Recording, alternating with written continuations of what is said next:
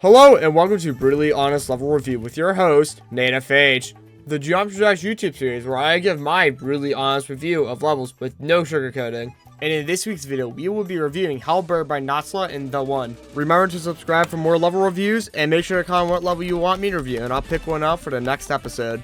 Halberd is an extreme demon created in 2.1 by Natsla and The One. TH31? The One? It's probably The One. Anyway, Halberd stands up for being a Kirby-themed level from Superstars Ultra. This is the first extreme game being reviewed on this channel. Woo! However, I do have very polarizing GD reference that like 2 people understand. Opinions on this level. Oh, fun fact. So this level uses a good few double clicks, and I used my spacebar for some other clicks, so much so that I actually broke the left third of my spacebar. So now there's just a crevice in my spacebar, and now my hand cramps if I play Minecraft for too long. Oh, and I kind of forgot to download the Twitch file in my completion. So I don't have it, but I have the screenshot. So, as the title suggests, I don't think very highly of the gameplay. In fact, I think quite low of it.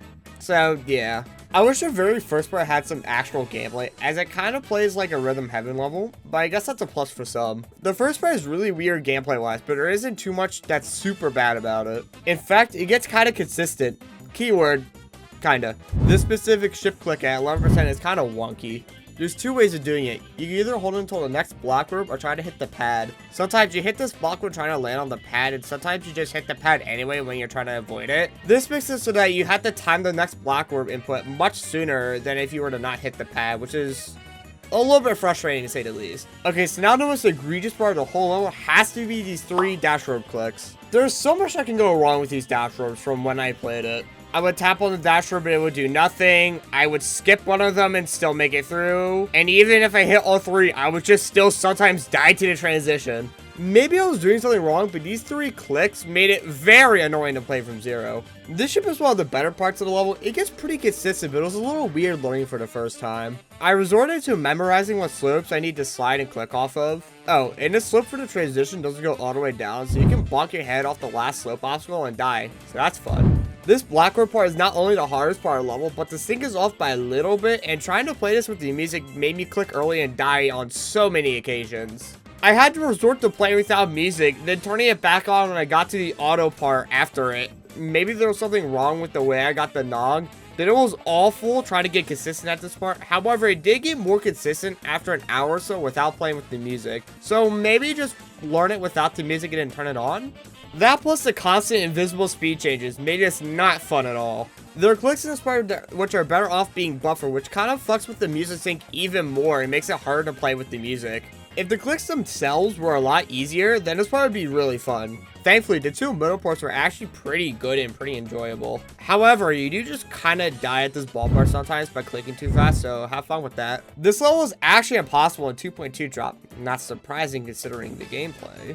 But you can see the big change here in this robot part. In 2.1, there's this thing where if you held with the upside down robot on a steep slope, you just hovered in the air a little bit, which obviously doesn't work in 2.2. This wave part is a little funky with the blind-ish transition that leads you to this cool looking dual wave, but the waves aren't aligned right, which makes it way harder than it needs to be. The vast majority of my deaths here were because I died to the top wave when it looked like I would be fine with the middle wave. I assumed that this was an issue in 2.1 and it somehow got fucked up in 2.2. This UFO is by far the easiest part of the level, and it is half auto. It's legit 3-star difficulty. Now this part is very interesting. I died to this bug from zero where I actually held it to the portal and it did some wonky shit. Sadly, I don't have footage of that, and don't do that if you ever try beating the level. Other than that, this part would be good if it didn't have one of the most awkward setups known to man in any Geometry Dash level. On this 3rd block group, you need to buffer it perfectly to do the next click. Now compound this with the fact that the 2 prior clicks aren't bufferable and need to be timed. It makes it super chokeable and way harder than it was on 2.1.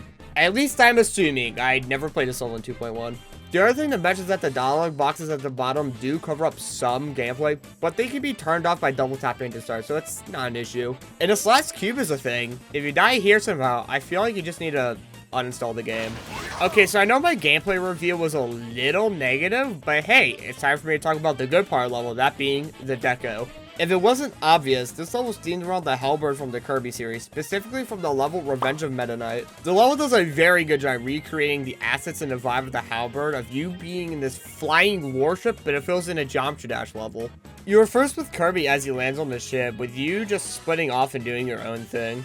You start off on the outside of the ship. You see these breakable blocks, grottos, and whatnot. I really like the propeller animations here. They look really cool.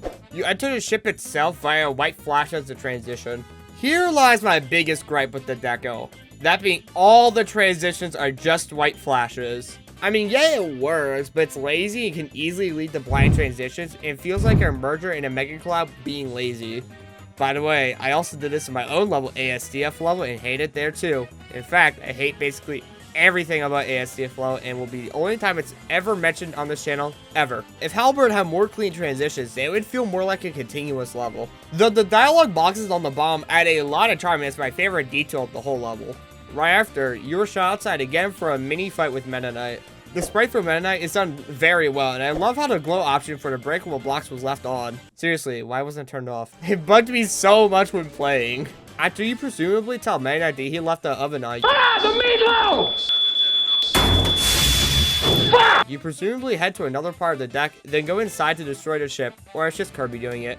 The characters freaking out in this DFO section is so funny to me, when I know I would also be doing the exact same thing. The parts are very red, except for the screws, some block design elements, and the Gordos. I really wish there was some red glow in this design. They faded in and out with a red blending screen to kind of give off that ambiance of a emergency light. The ship breaking down happens at the perfect section of the song to add the right intensity. These last sections also get this frame-by-frame explosion, which is very cool. You end off outside of the ship with Kirby chilling on his ride in the background as the Halberd goes crashing into the ocean. Overall, Halberd is a fun level to look at, but bad to play with all the janky stuff and unbalanced gameplay. I think it's still worth giving a shot if you're really interested in the level, but I wouldn't set my expectations too high or it'll end up like me.